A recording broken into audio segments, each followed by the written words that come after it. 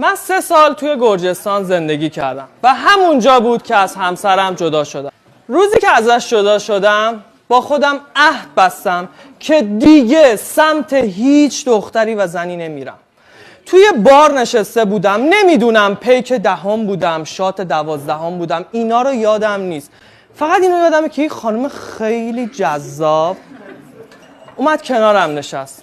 به خودم گفتم بابا تا کی میخوای مجرد بمونی؟ گذشته رو رها کن، به آینده‌ای روشن نگاه کن. توی گرجستان مشکلی که دارن خیلی جملاتشون زبانشون طوریه که جمل طولانی دارن و خیلی معنی کوتاهی داره. این خانم دست منو گرفته بود و 1 ساعت تمام داشت صحبت میکرد. آخر گفتم بابا بذار ببینم این چی داره میگه. گوشیمو درآوردم، گوگل ترنسلیت رو وا کردم و دیدم ترجمه